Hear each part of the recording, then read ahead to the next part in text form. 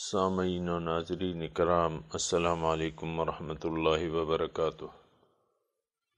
سورہ نساء آیت نمبر 36 کا کچھ حصہ ہم نے پڑھا ہے، کچھ رہتا ہے۔ اعوذ باللہ من الشیطان الرجیم، بسم اللہ الرحمن الرحیم۔ وَاعْبُدُوا اللَّهَ وَلَا تُشْرِكُوا بِهِ شَيْئًا وَبِالْوَالِدَيْنِ إِحْسَانًا وَبِذِي الْقُرْبَى وَالْيَتَامَى وَالْمَسَاكِينِ وَالْجَارِ ذِي الْقُرْبَى وَالْجَارِ الْجُنُبِ وَالصَّاحِبِ بِالْجَنبِ وَابْنِ السَّبِيلِ وَمَا مَلَكَتْ أَيْمَانُكُمْ إِنَّ اللَّهَ لَا يُحِبُّ مَنْ كَانَ مُخْتَالًا فَخُورًا الَّذِينَ يَبْخَلُونَ وَيَأْمُرُونَ النَّاسَ بِالْبُخْلِ وَيَكْتُمُونَ مَا آتَاهُمُ اللَّهُ مِنْ فَضْلِهِ وَأَعْتَدْنَا لِلْكَافِرِينَ عَذَابًا مُهِينًا۔ والذین ينفقون اموالهم رئاء الناس ولا يؤمنون باللہ ولا بالیوم الآخر ومن یکن الشیطان له قرینا فساء قرینا وماذا علیہم لو آمنوا باللہ والیوم الآخر وانفقوا مما رزقهم اللہ وَكَانَ اللَّهُ بِهِمْ عَلِيمًا۔ إِنَّ اللَّهَ لَا يَظْلِمُ مِثْقَالَ ذَرَّةٍ وَإِن تَكُ حَسَنَةً يُضَاعِفْهَا وَيُؤْتِ مِن لَّدُنْهُ أَجْرًا عَظِيمًا۔ وَاعْبُدُوا اللَّهَ وَلَا تُشْرِكُوا بِهِ شَيْئًا، اور اللہ کی بندگی اختیار کر لو اور اس کے ساتھ کسی کو بھی شریک نہ ٹھہراؤ۔ وَبِالْوَالِدَيْنِ إِحْسَانًا، اور والدین کے ساتھ اچھا سلوک کرو۔ وَبِذِي الْقُرْبَى، اور رشتہ داروں کے ساتھ۔ وَالْيَتَامَى، یتیموں کے ساتھ۔ وَالْمَسَاكِينِ، مسکینوں کے ساتھ۔ وَالْجَارِ ذِي الْقُرْبَى، اور پڑوسی رشتہ دار۔ وَالْجَارِ الْجُنُبِ، اور پڑوسی اجنبی۔ وَالصَّاحِبِ بِالْجَنبِ، اور تمہارا ساتھی، پہلو کا ساتھی، جو آپ کے ساتھی ہوتے ہیں۔ وابن السبیل، مسافر۔ ما ملکت ایمانکم، تمہارے نوکر یا غلام۔ ان اللہ لا یحب من کان مختالا فخورا، اللہ تعالیٰ بے شک پسند نہیں کرتا جو غرور، گھمنڈ یا فخر کرنے والا ہو۔ الذین یبخلون، یہ کون لوگ ہیں، ان کی کیا صفات ہیں؟ یہ لوگ وہ ہیں جو یبخلون، جو بخل کرتے ہیں، بخیل ہیں۔ یأمرون الناس بالبخل، اور حکم دیتے ہیں لوگوں کو بخل کا۔ وَيَكْتُمُونَ مَا آتَاهُمُ اللَّهُ مِنْ فَضْلِهِ، اور چھپاتے ہیں جو اللہ تعالیٰ نے ان کو دیا ہے۔ وَأَعْتَدْنَا لِلْكَافِرِينَ عَذَابًا مُهِينًا، تیار کر رکھا ہے ہم نے کافروں کے لیے ذلت آمیز عذاب۔ والذین ينفقون اموالهم رئاء الناس، اور وہ لوگ جو خرچ کرتے ہیں اپنے مال دکھلاوے کے لیے لوگوں کے۔ ولا یؤمنون باللہ ولا بالیوم الآخر، اور ایمان نہیں رکھتے اللہ پہ اور نہ یوم آخرت پر۔ ان کا ساتھی جو ہے شیطان ہے۔ ومن یکن الشیطان له قرینا، جس کا شیطان ساتھی بن گیا۔ فساء قرینا، پس بہت برا ساتھی ہے وہ۔ وماذا علیہم، کیا ہو جاتا ان پر، لو آمنوا باللہ والیوم الآخر، اگر یہ صحیح ایمان لے آتے اللہ پر اور یوم آخرت پر۔ وانفقوا مما رزقهم اللہ، اور خرچ کرتے وہ جو اللہ تعالیٰ نے ان کو دیا ہے۔ وکان اللہ بہم علیما، بے شک اللہ تعالیٰ جانتا ہے۔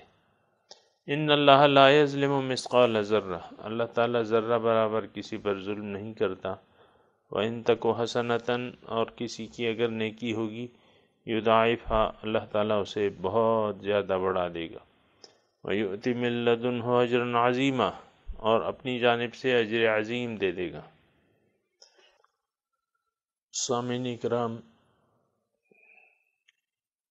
سورہ نساء اکثر معاشرتی مضامین پر ہے، یہ بھی میں نے آپ کو بتایا تھا کہ اس میں ان لوگوں کا تذکرہ ہے یا ان لوگوں کے اعمال کا تذکرہ ہے جو یہ اعمال کر کے اللہ تعالیٰ کی نعمت کے مستحق ہو جاتے ہیں، اور اس آیت کے سورہ فاتحہ کی اس آیت کے مصداق ہو جاتے ہیں کہ صراط الذین انعمت علیہم، اے اللہ تعالیٰ ہمیں ان لوگوں کا راستہ بتا جن پر تو نے انعام کیا ہے۔ زیر نظر جو آیات ہم تلاوت کر رہے ہیں اس کا ترجمہ ہم نے پڑھا ہے آیت نمبر سورہ نساء کی آیت نمبر 36 سے۔ تھوڑا سا سامعین اکرام، اگر آپ تدبر قرآن کے شوقین ہیں تو اس میں بہت بڑا مضمون ہے، یعنی ہمارے لیے بہت اسباق موجود ہیں، بہت سے اس میں نقطے ہیں۔ ایک اگر آپ دیکھیں قرآن کے ٹیکسٹ کو تو وَاعْبُدُوا اللَّهَ وَلَا تُشْرِكُوا بِهِ شَيْئًا، اس سے ابتدا ہوتی ہے اس سارے مضمون کی سامعین کرام جو آج میں نے پڑھا ہے۔ تو آیت نمبر 42 تک وَلَا يَكْتُمُونَ اللَّهَ حَدِيثًا، یہاں تک تقریباً ایک مضمون ہے۔ پھر آگے یا ایھا الذین آمنوا لا تقربوا الصلاۃ وانتم سکارا، یہاں سے پھر معاشرتی مضمون شروع ہو جاتا ہے اور عبادات کے بارے میں ہے کہ اے ایمان والو نماز نشے کی حالت میں نہ پڑھو۔ لیکن یہ جو آیت ہے، آیت نمبر 36 سے لے کر 42 تک اگر آپ دیکھیں اور قرآن کے یعنی باقاعدہ قرآن کا صفحہ آپ کے سامنے ہو تو کچھ عجیب نقاط سمجھنے کے لیے سامنے آتے ہیں۔ ایک تو میں تھوڑا سا عرض کر دیتا ہوں، باقی پھر آپ لوگوں کی وہ خوشی ہے کہ قرآن کے ٹیکسٹ کو پوری طرح دیکھتے ہیں یا نہیں دیکھتے۔ مدعا کیا ہے؟ وَاعْبُدُوا اللَّهَ وَلَا تُشْرِكُوا بِهِ شَيْئًا، اللہ کی بندگی اختیار کرو اور اس کے ساتھ کسی کو بھی شریک نہ ٹھہراؤ۔ اس کی ہم نے گزشتہ سبق میں اچھی طرح اس پہ بات کی تھی، جتنا بھی اللہ تعالیٰ کی توفیق تھی۔ اور پھر اب یعنی اللہ کی بندگی کرنا اور اس کے ساتھ کسی کو بھی شریک نہ کرنا، اس کا اظہار کیسے ہوگا؟ سامعین کرام، جو مضمون آ رہا ہے میں تھوڑا سا اپنے الفاظ میں بیان کرتا ہوں۔ ایک تو اللہ تعالیٰ چاہتا ہے کہ اگر تم ایسا اللہ پر ایمان رکھتے ہو اور اس کے ساتھ کسی ہستی کو بھی شریک نہیں کرتے تو اس کا عملاً اظہار یہ ہوگا کہ تم ہر ایک کے ساتھ اچھا سلوک کرو گے۔ اب دیکھیں وَبِالْوَالِدَيْنِ إِحْسَانًا، یعنی والدین کے ساتھ اچھا سلوک، احسان آپ کو پتہ ہے نا کہ کسی شخص کو اس کی حیثیت سے زیادہ دیا جائے، احسان اچھا سلوک، یعنی ایک تو بدلہ ہوتا ہے، دوسرا احسان ہوتا ہے۔ تو اچھا سلوک، اب اچھے سلوک میں جو ہے یعنی پھر اللہ تعالیٰ اس فہرست میں صرف والدین کو نہیں، پھر اللہ تعالیٰ فرماتے ہیں کہ تم نے رشتہ دار سے بھی اچھا سلوک کرنا ہے، یتیموں سے، مسکینوں سے، رشتہ دار پڑوسی سے، اجنبی پڑوسی، بلکہ تمہارے جو بھی ساتھی ہیں ان سے تم نے اچھا سلوک کرنا ہے۔ اور نہ صرف ان سے بلکہ مسافر جو جا رہا ہے، جو مسافر ہیں اور جو تمہارے مملوک ہیں، مثال کے طور پہ نوکر ہیں آج کل، کیونکہ غلامی کا رواج تو اللہ تعالیٰ نے اس کی حوصلہ شکنی کی ہے اللہ کے رسول نے، تو وہ سسٹم تو ختم ہو گیا ہے دنیا سے۔ اب جو ما ملکت ایمانکم، مطلب یہ ہے کہ تمہارے جو مملوک ہیں، جو تمہارے زیر سایہ ہیں، کام کر رہے ہیں تمہارے گھر میں، تمہارے کارخانے میں، تمہاری دکان میں، ان سب سے تم نے اچھا سلوک کرنا ہے۔ سامعین کرام، تھوڑا سا اگر آپ اور میں اس بات پر غور کریں کہ اچھے سلوک کا کیا مطلب ہے۔ اچھے سلوک میں تو پھر پیسوں کا خرچ آتا ہے سامعین کرام، والدین غریب ہیں ان کی دیکھ بھال ہے، ان پہ خرچ ہے، رشتہ دار اگر غریب غربا رشتہ دار ہیں ان کے ساتھ اچھا سلوک یہ ہے کہ آپ ان کی مدد کریں، اگر اللہ تعالیٰ نے آپ کو وسعت دی ہے ان کے ساتھ سلوک کریں۔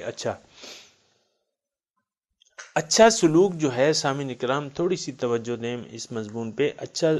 اچھا سلوک بغیر پیسوں کے، یعنی میں یہ نہیں کہہ سکتا بغیر پیسوں کے اچھا سلوک نہیں ہو سکتا، بلکہ حضور فرماتے ہیں کہ کسی کو اگر آپ مسکرا کے دیکھیں گے تو یہ بھی صدقہ ہے، اچھی بات کہنا بھی صدقہ ہے۔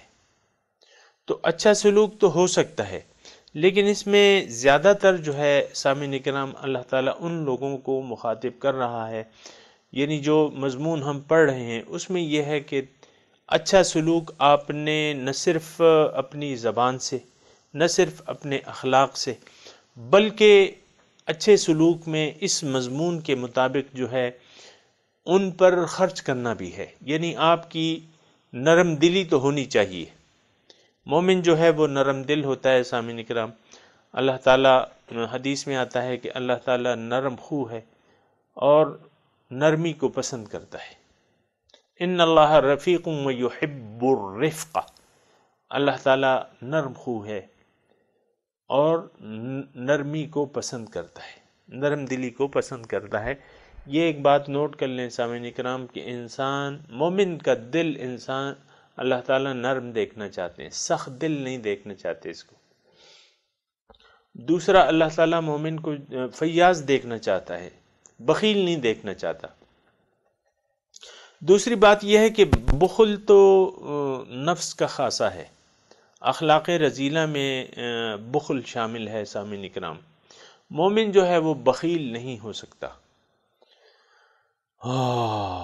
مومن بخیل نہیں ہو سکتا، یہ بات نوٹ کر لیں سامعین کرام۔ جو نرم دلی ہے یا اچھا سلوک ہے، آپ تھوڑی سی یعنی جو مضمون اس تمام مضمون میں جو بات اس میں موجود ہے وہ یہ ہے کہ انسان جو ہے اللہ تعالیٰ اس کو ایسا دیکھنا چاہتا ہے کہ یہ نرم دل ہو، نرم خو ہو، نرم دل ہو، فیاض ہو، خرچ کرے اللہ کے لیے کرے، اللہ کے واسطے کرے۔ ظاہر ہے کہ مومن جو ہے وہ مخلص ہوتا ہے، جو مومن ہوتا ہے تو ظاہر ہے کہ وہ تو مخلص ہوتا ہے۔ جو ریاکار ہیں ان کی بات الگ ہے، ان کا تبصرہ آئے گا۔ تو اللہ تعالیٰ یہ معاشرے کے نظام کو چلتا دیکھنا چاہتا ہے، تو جب اور دوسری یہ کہ ایک بہترین معاشرہ اللہ تعالیٰ، مسلمانوں کی ٹولی جو ہے وہ اللہ تعالیٰ اس کو ایک بہت اچھی ٹولی، بہت اچھی جماعت دیکھنا چاہتا ہے۔ اور اگر میں آپ کی توجہ دلاؤں اس آیت کی طرف، وَمُحَمَّدٌ رَّسُولُ اللَّهِ وَالَّذِينَ مَعَهُ أَشِدَّاءُ عَلَى الْكُفَّارِ رُحَمَاءُ بَيْنَهُمْ۔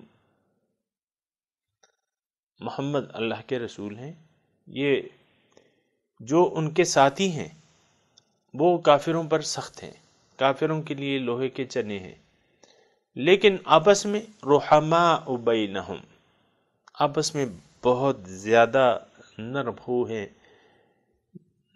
رحم دل ہیں، رحماء بینہم، ایک دوسرے پر رحم کھاتے ہیں۔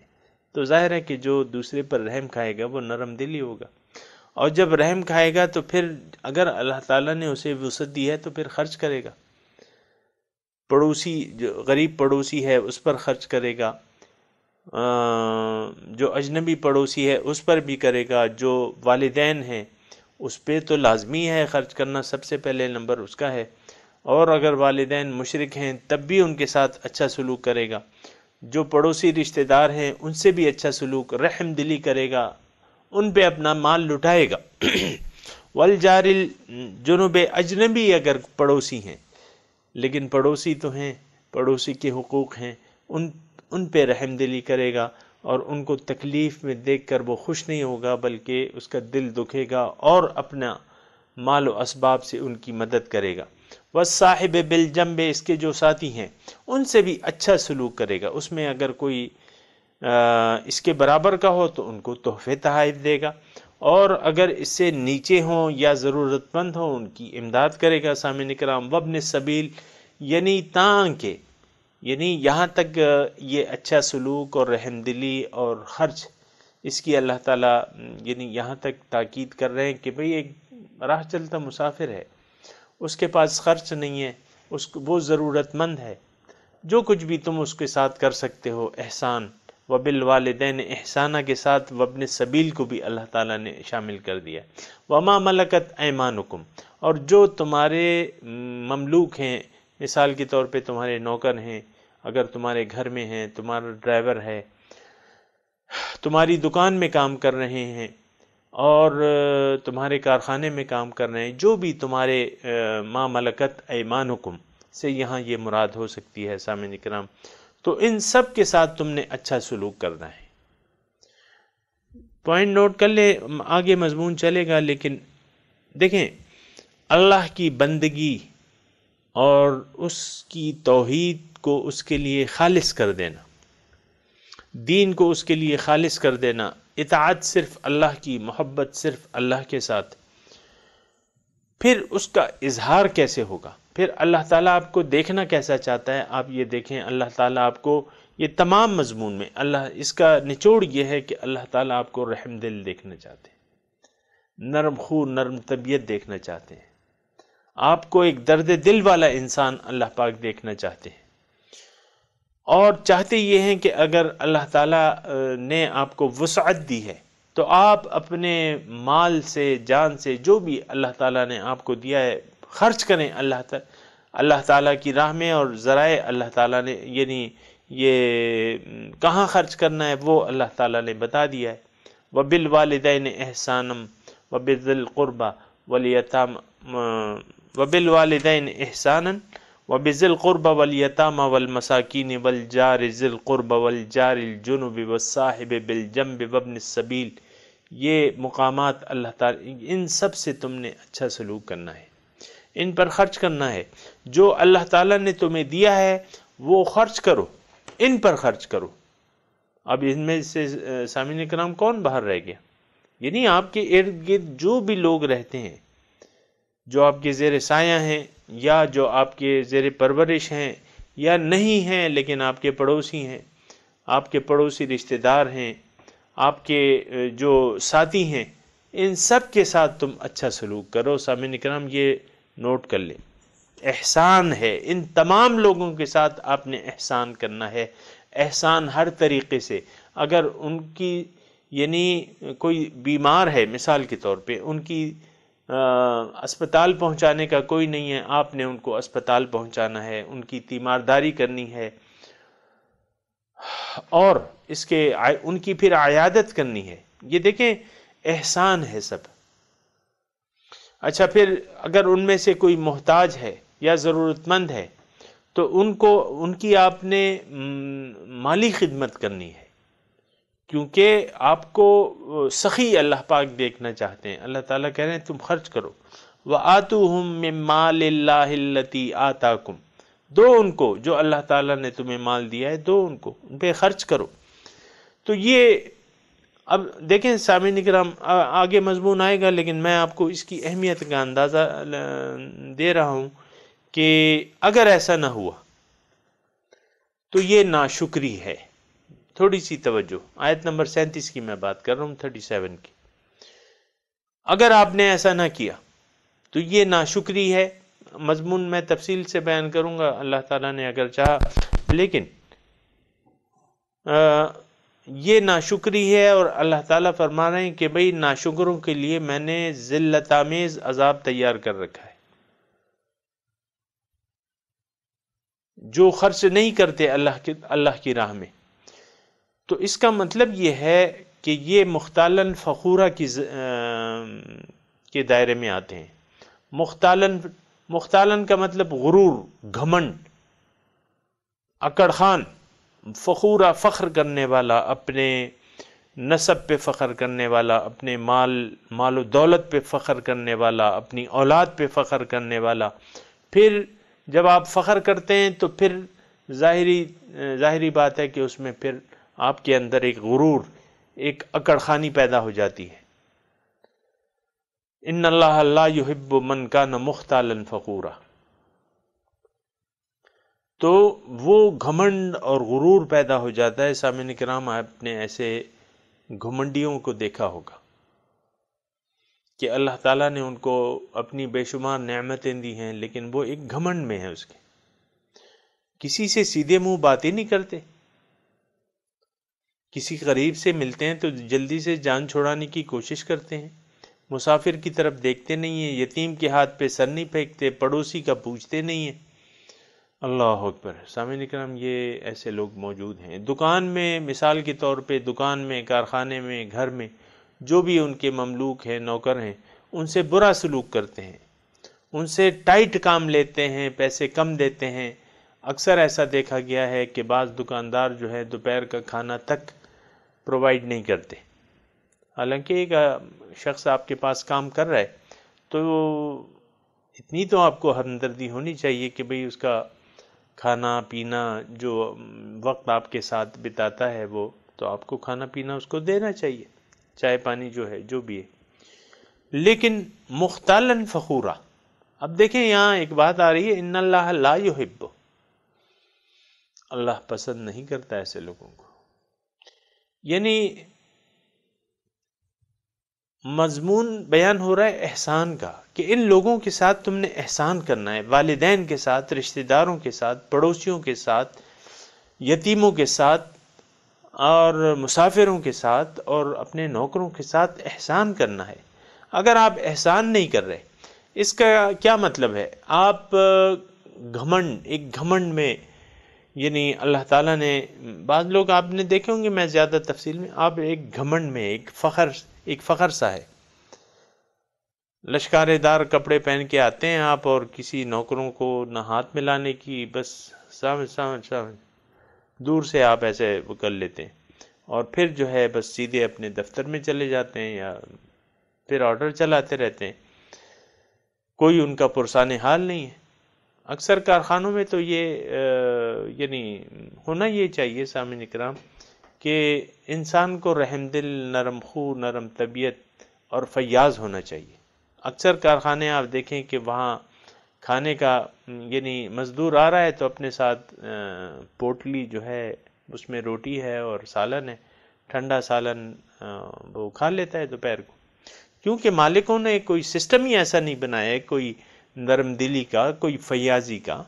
بھئی تمہیں اللہ تعالیٰ دے رہا ہے، تم ایک ان کے لیے کھانے کا انتظام کرو، روٹی کا انتظام کرو، جو بھی ہے الحمدللہ۔ لیکن آپ ایک اکڑ خانی میں،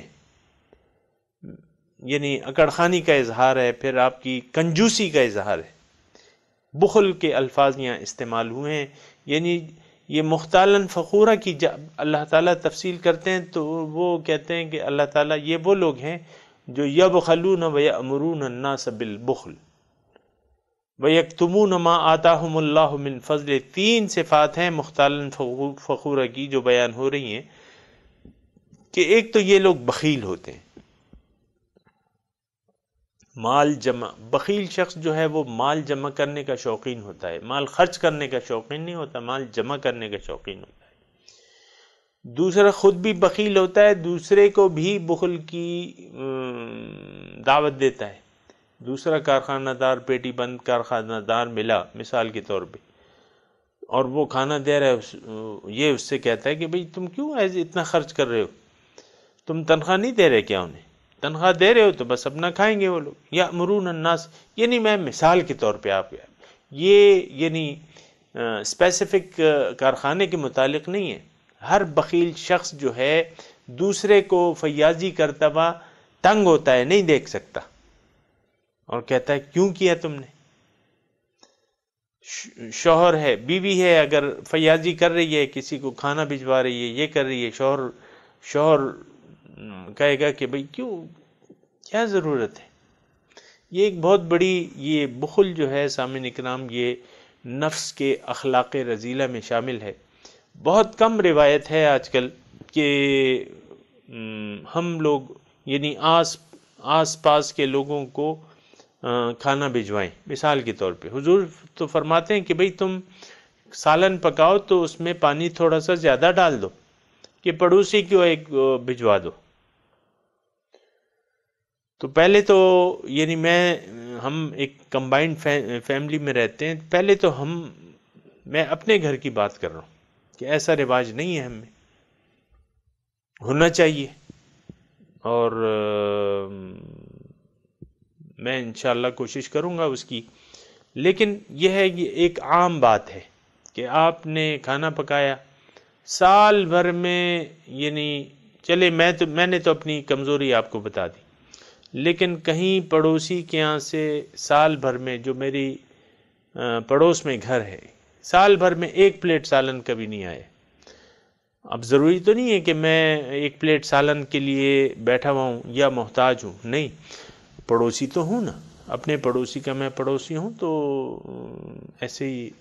تو یہ اصل میں بات یہ ہے کہ دین سے ہم نے کنارہ کشی اختیار کر رکھی ہے۔ حضور صلی اللہ علیہ وسلم نے جو طریقہ کار ہمیں بتایا ہے وہ تو ہم سنتے نہیں ہیں، نہ اس پر عمل کرنے کو تیار ہیں، تو پھر یہ ہے کہ بات تھوڑی سی مشکلات کا شکار ہو جاتے ہیں۔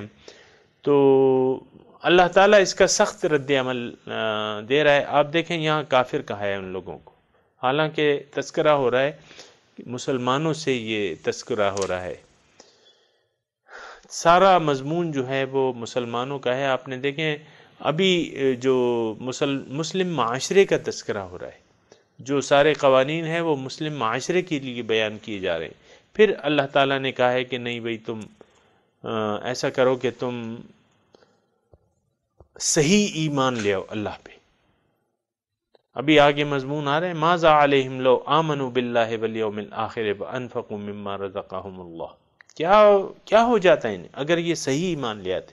بات یہ پھر وہی آ جاتی ہے سامعین کرام کہ اگر ہم صحیح ایمان لے آئیں اللہ تعالیٰ پہ، اس کے رسول پہ اور یوم آخرت پہ۔ یوم آخرت پر ایمان کا مطلب یہ ہے کہ آپ دنیا کو اپنے مقصد زندگی سے نکال دیں اور آخرت کے لیے جینا شروع کر دیں، جینا سیکھ لیں، جینا شروع کر دیں، اللہ کو مقصود بنا کے آخرت، کیونکہ رزلٹ کا دن تو پھر آخرت ہی ہے، مالک یوم الدین ہے نا، رزلٹ کا دن جو ہے وہ تو یوم آخرت ہی ہے سامعین اکرام۔ یہ دنیا تو ساری ابتلا اور آزمائش ہے۔ تو یہ بہت اہم مضمون ہے سامعین اکرام، یہ میں نے تھوڑا سا ابتدائی آپ کے سامنے بیان کیا ہے۔ اب سارا مضمون میں آپ کے سامنے پڑھتا ہوں، اس کا ترجمہ دوبارہ کرتا ہوں تو آپ کو اس کی اہمیت کا اندازہ ہو جائے گا، بلکہ آپ سوچیں اس کا کیا مطلب۔ ایک اللہ تعالیٰ نے مدعا بیان کیا، وَاعْبُدُوا اللَّهَ وَلَا تُشْرِكُوا بِهِ شَيْئًا، اللہ کی بندگی، خالص اللہ کی بندگی۔ تو اللہ کی بندگی بغیر اس کے ایمان کے تو ہو نہیں سکتی، بغیر آخرت کے ایمان کے تو ہو نہیں سکتی۔ پہلے تو آپ اللہ پر کامل یقین کریں گے کہ اللہ تعالیٰ ہی میرا مطلوب و مقصود و محبوب ہے، پھر زندگی آپ گزارنی شروع کریں گے اللہ کے لیے، دین کو آپ خالص کر دیں گے اللہ کے لیے۔ یہ سیاق و سباق میں سامعین کرام مضمون تو پھر وہی دین کا آ رہا ہے اور دین کی تفصیلات بیان ہو رہی ہیں۔ تو اس کے لیے ایمان باللہ، ایمان بالآخرت، یہ بہت زیادہ ضروری ہے۔ پھر اس کے بعد جو آپ نے اگلا سٹیپ ہے تو وہ بندگی رب ہے، اللہ کی بندگی۔ اللہ تعالیٰ اگر آپ کا مقصود بن گئے یا آپ نے اس کو مقصود اپنا بنا لیا، حقیقی مقصود بنا لیا، تو پھر آپ یعنی پھر چارہ کار نہیں ہے سوائے اس کے کہ آپ اللہ کی بندگی شروع کر دیں اور دین کو اللہ کے لیے خالص کر دیں، کیونکہ الا للہ الدین الخالص، دین یعنی طرز زندگی کو۔ اب طرز زندگی میں جو احکامات ہیں وہ بیان ہو رہے ہیں۔ تو سامعین اکرام یہ ساری وہ تمہیدی میں نے باتیں کی ہیں، اب میں آپ کے سامنے ترجمہ اور تھوڑی تھوڑی بات ہم ساتھ کرتے رہیں گے۔ اللہ تعالیٰ فرماتے ہیں وَاعْبُدُوا اللَّهَ وَلَا تُشْرِكُوا بِهِ شَيْئًا، اللہ کی خالص اللہ کی بندگی اختیار کر لو، اپنا سر اس کے سامنے جھکا دو۔ سر تسلیم خم ہے جو مزاج یار میں آئے، اپنا سر اس کے سامنے جھکا دو اور اس کے ساتھ کسی کو شریک نہ کرو، نہ محبت میں، نہ اطاعت میں، نہ بندگی میں، کسی کو اس کا شریک نہ ٹھہراؤ ان ساری چیزوں میں۔ پھر اس کا عملاً اظہار کیا ہے کہ تم فیاض بن جاؤ، تم نرم دل بن جاؤ، تم نرم خو بن جاؤ، تم سخت دل نہ بنو، تم فحش گو نہ بنو، تم دینے والے بنو، اور دل کو کھول دو، اپنے خزانوں کو کھول دو، وَآتُوا مِمَّا لِلَّهِ الَّتِي آتَاكُمْ، اور دو ان کو جو اللہ تعالیٰ نے تمہیں دیا ہے، طاقت دی ہے، جسمانی طاقت دی ہے، لوگوں کی خدمت کرو جتنی بھی تم کر سکتے ہو، جہاں بھی تم کر سکتے ہو۔ تو وَبِالْوَالِدَيْنِ احسانًا، اب یہ ایک فہرست شروع ہو رہی ہے سامعین کرام۔ نمبر ایک جو مستحق ہیں وہ والدین ہیں، تمہارے احسان کے، تمہاری نرم دلی کے، تمہارے خرچ کے۔ والدین جو ہیں وہ مستحق ہیں سب سے پہلے، اس کے بعد پھر رشتہ دار کا نمبر ہے، اس کے بعد پھر رشتہ دار پڑوسی کا نمبر ہے، اس کے بعد جو ہے اجنبی پڑوسی کا نمبر ہے، اس کے بعد جو ہے آپ کا جو ساتھی ہے، جو آپ کے ساتھ اٹھتا بیٹھتا ہے، بات چیت آپ کی ہوتی رہتی ہے، جو آپ کا ساتھی ہے اس سے بھی اچھا سلوک کرو۔ پھر مسافر کا نمبر ہے، پھر نوکروں کا نمبر ہے۔ یہ ساری اللہ تعالیٰ نے تفصیل سے بائی نمبر بیان کیے کہ جس کا حق زیادہ ہے تو اس کا وہ۔ تو وبالوالدین احسانہ، اور والدین کے ساتھ نیک سلوک کرو، اچھا سلوک کرو، اس کی میں نے تفصیل بتا دی آپ کو۔ وبذی القربہ، اور جو آپ کے رشتہ دار ہیں، اللہ، یہ رشتہ داری کی سامعین کرام بڑی اہمیت ہے اسلام میں، کہ صلہ رحمی اسے ہم کہتے ہیں، صلہ رحمی، تو اس کی بڑی اہمیت ہے، اور اس کو یعنی سیریس لینا چاہیے۔ آج کل تو رشتہ دار جو ہیں ایک دوسرے سے جیلس ہوتے ہیں، نہ ملنے کے لیے جاتے ہیں، بعض وقت نہ پوچھتے ہیں ان کا، نہ یہ نہ وہ، تو یہ نہیں ہونا چاہیے۔ والدین کے بعد آپ کے اچھے سلوک کے مستحق آپ کے رشتہ دار ہیں۔ والیتامہ، پھر یتیم ہیں، والمساکین ہیں، مسکین، محتاج، جو اپنے طور پہ یعنی کما تو رہے ہیں لیکن ان کی ضروریات نہیں پوری ہو رہی، یہ مسکین ہیں۔ والجار ذی القربہ، اور آپ کے جو رشتہ دار ہیں اور پڑوسی بھی ہیں تو ان کا زیادہ حق ہے۔ والجار الجنب، اگر رشتہ دار پڑوسی نہیں بھی ہیں لیکن اجنبی ہیں، لیکن وہ بھی چونکہ آپ کے پڑوسی ہیں تو پڑوسی کا پڑوسی پر بہت زیادہ حق ہوتا ہے۔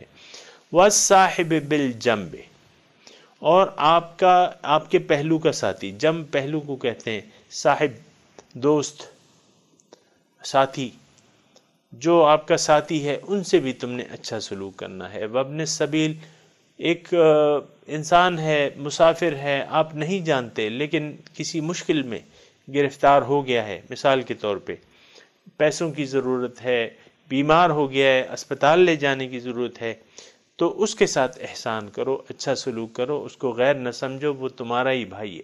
وما ملکت ایمانکم، اور جو آپ کے مملوک ہیں، غلام، آج کل غلام نہیں ہے تو آپ کے جو نوکر ہیں، جہاں بھی ہیں، جس حیثیت میں بھی ہیں، ان کے ساتھ تم اچھا سلوک کرو۔ اور اگر نہیں کرو گے تو اس کا مطلب یہ ہے کہ تم مغرور ہو، تم گھمنڈی ہو، اس کا مطلب یہ ہے کہ تم فخر کرتے ہو اب جو اللہ تعالیٰ نے تمہیں دیا ہے۔ پھر اس کا اظہار کیسے کرتے ہو؟ یبخلون، الذین یبخلون ویأمرون الناس بالبخل، یہ علامت ہے پھر سامعین کرام۔ اگر کوئی شخص کہتا ہے کہ میں نہ تو گھمنڈی ہوں اور نہ جو ہے فخر کرنے والا ہوں، بڑائی وغیرہ، نہ میں بڑائی کرنے والا ہوں نہ فخر کرنے والا ہوں، لیکن تھوڑا سا ٹھہر جائیں قبل اس کے کہ آپ اپنے اوپر کوئی فتویٰ لگائیں۔ آپ دیکھیں آپ میں ایک بخل کی صفت ہے کہ نہیں، آپ بخیل ہیں کہ فیاض ہیں۔ اگر آپ فیاض ہیں اور آپ رحم دل ہیں، نیک دل ہیں، رحم دل ہیں، نرم خو ہیں، فیاض ہیں، مدد کرتے ہیں ہر ایک کی، تو پھر ٹھیک ہے، آپ جو ہے ناشکرے نہیں ہیں، آپ شکر گزار ہیں رب کے، پھر ٹھیک ہے، آپ مختالاً فخورہ کی زد میں نہیں آتے۔ لیکن سامعین اکرام، جو شخص جو ہے بخیل ہے، لوگوں کو بھی بخل کی پر آمادہ کرتا ہے، اور جو نعمتیں اللہ تعالیٰ نے دی ہیں اس کو چھپاتا ہے، بینکوں میں رکھے ہوئے پیسے پتہ ہی نہیں ہے کسی کو کہ بھئی یہ کتنے پیسوں والا ہے، تاکہ لوگ مجھ سے اپنی احتیاج نہ بیان کریں۔ تو یکتمون ما آتاہم، یہ سامعین اکرام تھوڑا سا ٹھہر جائیں، میں آپ کو کہہ رہا ہوں کہ ان اللہ لا یحب من کان مختالا فخورا، اللہ تعالیٰ پسند نہیں کرتا۔ بعض وقت یہ ہوتا ہے سامعین اکرام کہ ہمارے اندر ایک خرابی موجود ہوتی ہے، لیکن ہم اس کو ماننے پر تیار ہی نہیں ہوتے تاکہ کوئی ہم پر ثابت کر دے وہ بات۔ اسی طرح یعنی مثال کے طور پہ میں عرض کروں، وما اکثرہم باللہ الا ہم بہ مشرکون، اللہ تعالیٰ ایک جگہ ارشاد فرماتے ہیں کہ بہت سے لوگ اللہ ایمان کے ساتھ یعنی مومن بھی ہیں، اپنے آپ کو ایمان کا دعویٰ کرنے والے بھی ہیں، لیکن اللہ کے ساتھ شریک بھی کرتے ہیں۔ اور یہ جو ہے یہ عادت جو ہے یہ تو بڑی آپ کو عام مل جائے گی، زبان سے تو کلمہ پڑھتے ہیں لیکن عملاً محبت میں بھی اللہ تعالیٰ کے شریک ٹھہرائے ہوئے ہیں، اطاعت میں بھی نفس کی اطاعت ہو رہی ہے، غیر اللہ سے محبتیں ہیں، اور ماننا ان کا یہ ہے کہ ہم تو مشرک نہیں ہیں۔ یہ سامعین کرام بہت بڑی کمزوری ہے، اور ایسی بہت سی کمزوریاں ہم میں ہمارے معاشرے میں موجود ہیں۔ ان میں سے ایک کمزوری یہ ہے، مختالن فخورہ کو اللہ تعالیٰ کہہ رہے میں پسند نہیں کرتا، اور یہ بہت بھاری بات ہے سامعین کرام۔ اللہ تعالیٰ کا ایک انسان کو ریجیکٹ کر دینا، جاؤ میری تم سے نہیں لگتی، میں تم سے بات نہیں کرتا، اور یہ لا یکلمہم اللہ یوم القیامت ولا ینظر الیہم، اللہ تعالیٰ کی جو ناراضگی ہے نا اس کا پورا پتہ جو ہے مجھے اور آپ کو قیامت کے دن پتہ چلے گا۔ اللہ، جو لوگ اللہ تعالیٰ کی رضا کی پرواہ نہیں کرتے تو میں نہیں سمجھتا کہ اللہ تعالیٰ ان سے راضی ہو جائے گا۔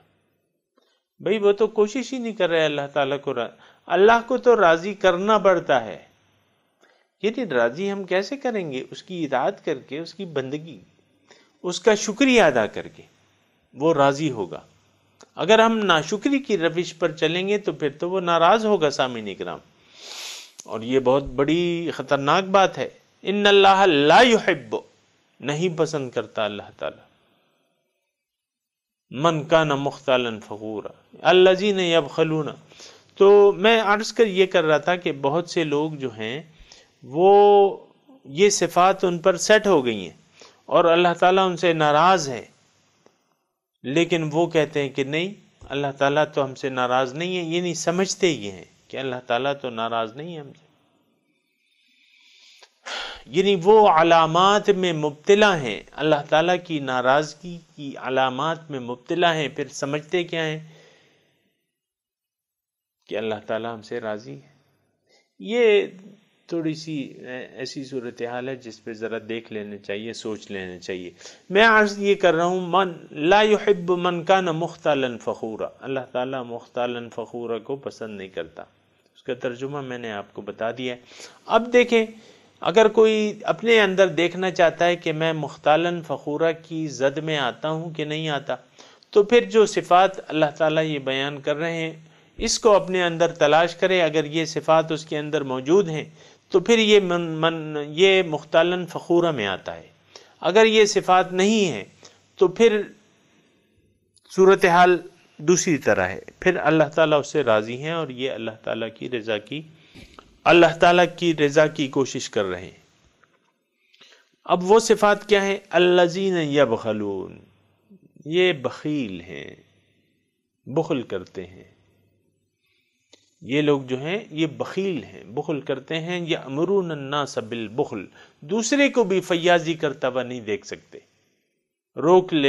خود بھی روک دیتے ہیں، دوسروں کو بھی روکنے کا کہتے ہیں۔ یأمرون الناس بالبخل، لوگوں کو حکم دیتے ہیں بخل کا۔ وَيَكْتُمُونَ مَا آتَاهُمُ اللَّهُ مِنْ فَضْلِهِ، اور وہ یکتمون، چھپاتے ہیں جو اللہ تعالیٰ نے ان کو اپنے فضل سے دیا ہے۔ اللہ تعالیٰ نے ان کو علم دیا ہے، اللہ تعالیٰ نے ان کو ایک حیثیت دی ہے معاشرے میں، اللہ تعالیٰ نے ان کو مال دیا ہے.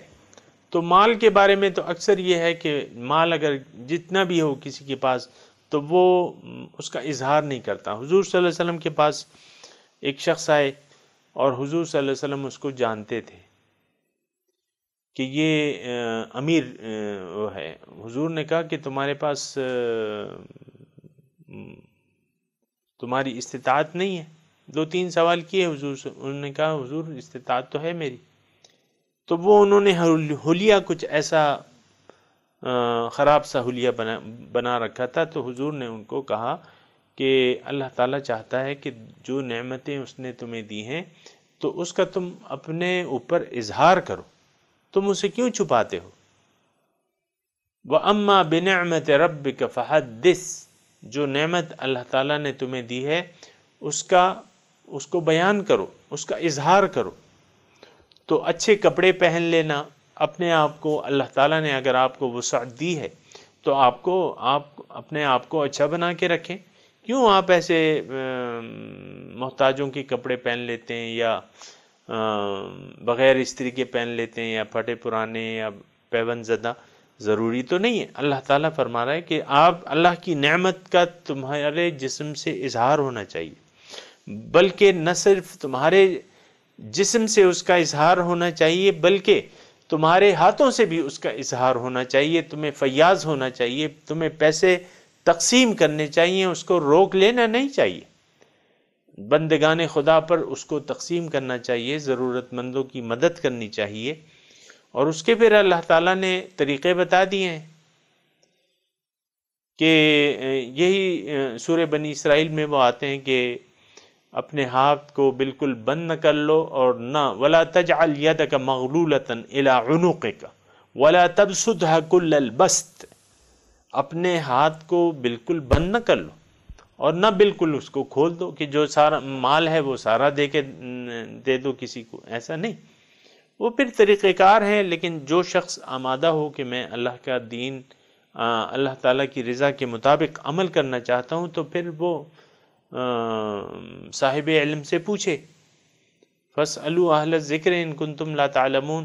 جب یہ آیت نازل ہوئی کہ مَنْ ذَا الَّذِي يُقْرِضُ اللَّهَ قَرْضًا حَسَنًا، کون ہے جو تم میں قرض حسن دے؟ تو ایک صحابی تھے، ان کے باغ ایک بہت پیارا باغ تھا، ان کو بھی بہت پیارا تھا اور بہت قیمتی باغ تھا. مدینے کی بات ہے.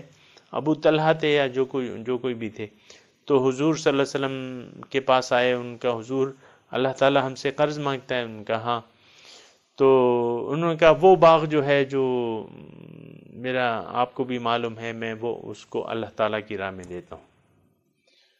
انہوں نے کہا ٹھیک ہے، تمہاری یہ صدقہ جو ہے قبول ہے، تم اس کو اپنے نزدیکی رشتہ داروں میں بانٹ دو. تو انہوں نے بانٹ دیا.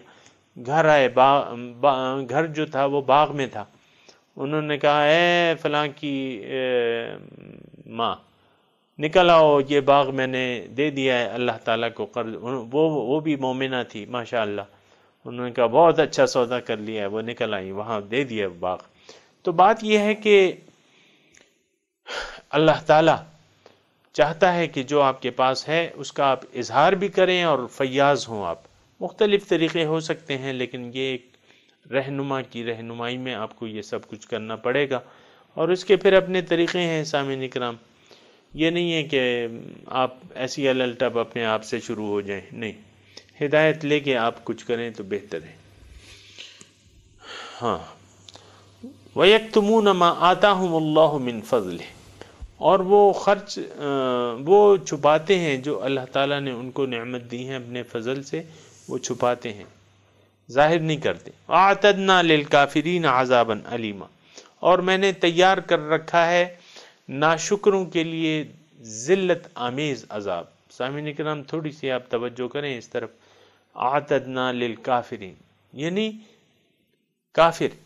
دیکھیں یا کافر تو ایسا کافر تو نہیں ہے، نہیں، لیکن یہاں کافر کا مطلب ناشکرہ ہم لیں گے کہ جو اللہ تعالیٰ نے جو نعمتیں دی ہیں اس کا شکریہ نہیں ادا کر رہا، تو ظاہر ہے کہ ناشکرہ ہے. لیکن ناشکرہ جو ہے اللہ تعالیٰ ناشکری پر راضی نہیں ہے، شکر گزاری پر راضی ہے. وہ آیت میں نے آپ کو پڑھ کے سناتا ہوں کہ وَإِن تَشْكُرُوا يَرْضَهُ لَكُمْ وَلَا يَرْضَى لِعِبَادِهِ الْكُفْرَ، اگر تم اس کی نعمتوں کا شکریہ ادا کرو گے تو وہ تم سے راضی ہو جائے گا، لیکن بندوں کی ناشکری پر وہ راضی نہیں ہے۔ سامعین کرام، یہاں ایک اور الفاظ بھی ہیں، ناشکروں کے الفاظ بھی ہیں، لیکن ذلت آمیز عذاب کے الفاظ بھی ہیں۔ تو ظاہر ہے میں اور آپ جس معاشرے میں رہ رہے ہیں ان کو تو اللہ کی نہ ثواب کی پرواہ ہے نہ عذاب کی پرواہ ہے، حالانکہ اللہ تعالیٰ نے تو سارے ثواب کے بھی وعدے کیے ہوئے ہیں، عذاب کے بھی وعدے کیے ہوئے ہیں۔ تو بات یہ ہے کہ ذلت آمیز عذاب اللہ تعالیٰ یہاں تذکرہ کر رہا ہے۔ بات یہ ہے کہ یہ عذاب سے ہم اور آپ اپنے آپ کو بچا سکتے ہیں چند تھوڑے سے اعمال کر کے، کچھ نرم دلی کا مظاہر کر کے، کچھ فیاضی کا مظاہرہ کر کے، اور کچھ احسان کا مظاہرہ کر کے اپنے آپ کو آگ سے بچا سکتے ہیں۔ اللہ کے رسول نے ہمیں فرمایا ہے کہ اتقوا النار ولو بشق التمرہ، اپنے آپ کو آگ سے بچا لو اگرچہ ایک کھجور ہی سے کیوں نہ ہو، کھجور کی بشق التمرہ، کھجور کی گٹھلی ہی کیوں نہ ہو، لیکن تم دو۔ تو سامعین کرام، یہ تھوڑا سا توجہ کے قابل ہے کہ اللہ تعالیٰ ان لوگوں کو کافر قرار دے رہا ہے، اور کافر میں نے آپ کو کہہ دیا کہ ایسا کافر نہیں جو بالکل ہی کافر ہے، لیکن یہ ناشکرا ہے۔ ناشکرے کے لیے جنت نہیں ہے، ناشکروں کے لیے اللہ تعالیٰ فرما رہے ہیں اعتدنا للکافرین عذابا مہینا، تیار کر رکھا ہے میں نے کافروں کے لیے ذلت آمیز عذاب۔ اب ذلت کیوں ہے سامعین کرام؟ تھوڑی سی اگر آپ توجہ دیں، یہاں اصل میں یہاں جو ہے یہ اپنے آپ کو بڑا سمجھتا تھا، مختالاً فخورا، یعنی جو شخص مختالاً فخورا ہے، گھمنڈ کرنے والا اور فخر کرنے والا، اب اس کا جو رد عمل کے طور پہ ہے تو اس کے اگینسٹ اس کو عذاب ملے گا، اور وہ ذلت آمیز عذاب ہوگا، اس کو ذلیل کر کے رکھ دے گا۔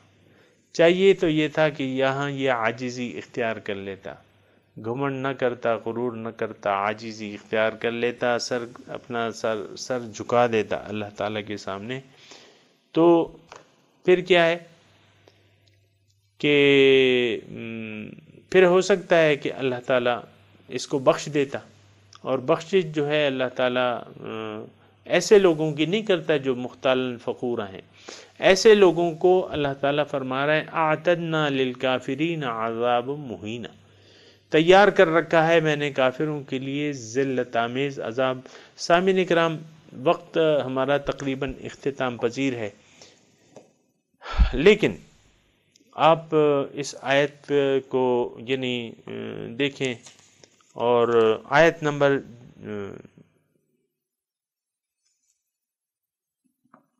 36 اور 37 ان آیات کو تھوڑا سا اگر آپ غور سے دوبارہ پڑھیں، کسی بھی ترجمے کے قرآن سے پڑھ لیں، اور ترجمہ تو خیر میں نے آپ کو بتا بھی دیا ہے، لیکن آپ ایک مرتبہ اس تمام آیات کو جو آج میں نے پڑھی ہیں، جس کی کچھ تفصیل رہتی ہے، کچھ ہو گئی ہے، ان کو آپ دیکھیں تو اللہ تعالیٰ کی جو خواہش ہے وہ آپ کو پتہ چل جائے گی۔ پھر جو رد عمل ہے اللہ کی خواہشات کے مطابق زندگی نہ گزارنے کا جو رد عمل ہے وہ بھی آپ کو پتہ چل جائے گا، اور آپ کو میں نے کہہ دیا کہ جو ناشکرے ہیں اللہ تعالیٰ فرما رہے ہیں کہ ان کے لیے میں نے دردناک عذاب، ذلت آمیز عذاب تیار کر رکھا ہے۔ تو آخرت کی ذلت یہ بہت بھاری چیز ہے، اس سے بچنے کے لیے اللہ تعالیٰ نے ہمیں یہاں عمر بھی دی ہے، مال بھی دیا ہے، جان بھی دی ہے، جو بھی ہم سے ہو سکتا ہے اور تو وہ کرنا چاہیے، لیکن یہ سب کچھ ہم نہیں کر سکتے جب تک اللہ ہمارا مقصود و محبوب و مطلوب نہ بن جائے۔ وآخر دعوانا ان الحمد للہ رب العالمین، والسلام علیکم ورحمۃ اللہ وبرکاتہ۔